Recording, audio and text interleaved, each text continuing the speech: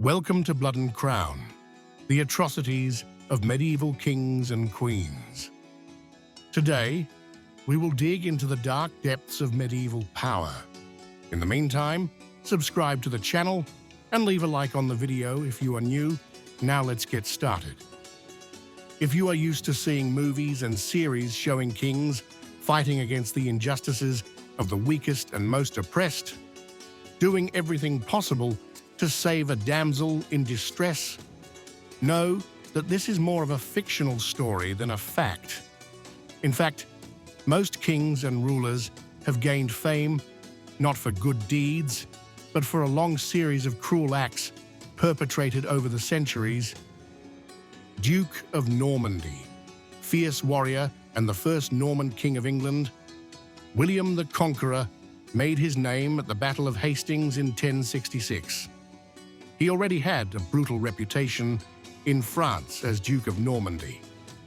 When he asked Matilda, a woman of noble birth, to marry him, she refused him, saying she was too noble for a bastard.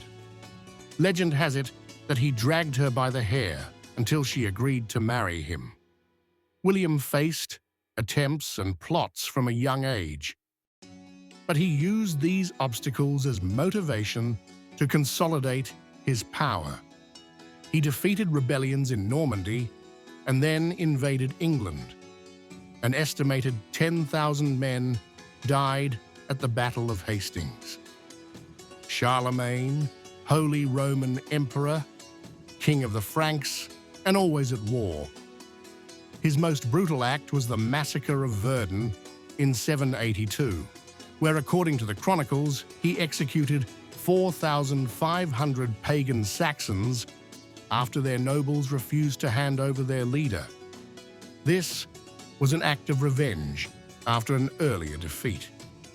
It is important to note that the Saxon leader converted to Christianity 3 years later. Robert II of France, known as the Pious, was perhaps the first ruler to burn heretics alive. In 1122, he ordered the execution of a group accused of worshipping demons and sacrificing children.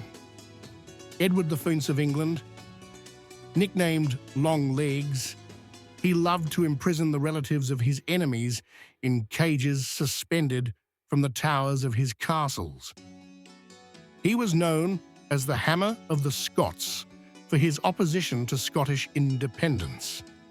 He captured and imprisoned family members and close friends of his rival Robert the Bruce. James II of Scotland, famous for the Black Supper, which inspired the Red Wedding in Game of Thrones. He invited members of the Douglas clan to dinner and had them murdered, increasing the conflict with the nobles. Henry VIII of England, famous for executing 2 of his 6 wives, Anne Boleyn and Catherine Howard, and burning heretics alive, including his former friend Thomas More. His brutal religious repression became a family affair. Olav I of Norway, classic Viking warrior, he beheaded enemies and forced a pagan to swallow a live snake that killed him from the inside. Godfrey of Bouillon, King of Jerusalem during the First Crusade. During the siege of the Holy City, the Crusaders burned many Jews alive and massacred women and children.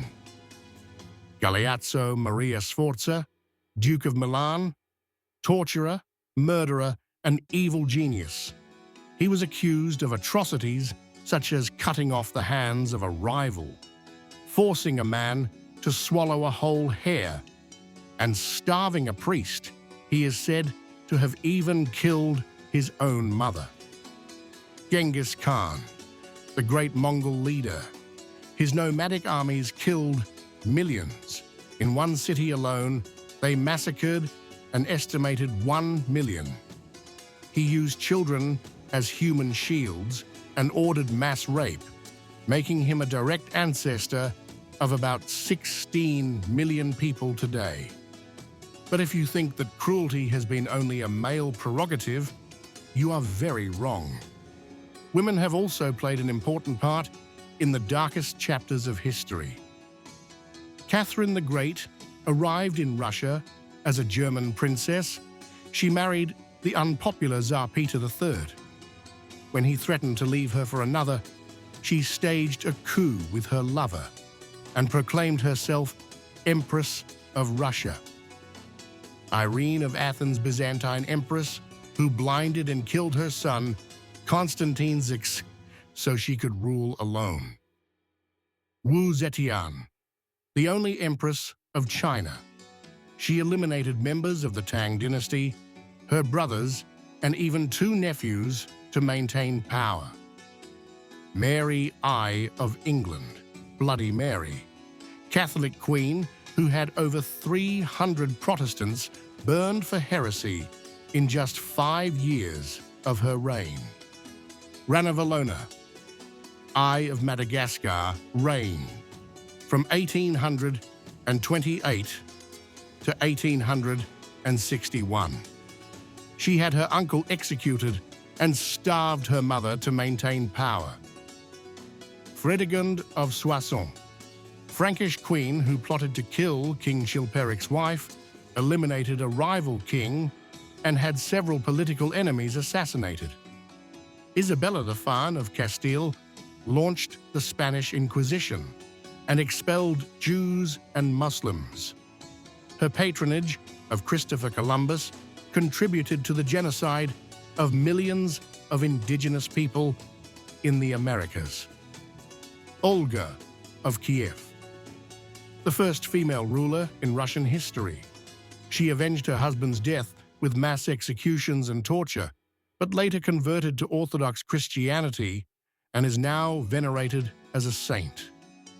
Isabella of France, Queen of England, rebelled against her husband, Edward II, invaded England and deposed him in favor of her son, Edward III.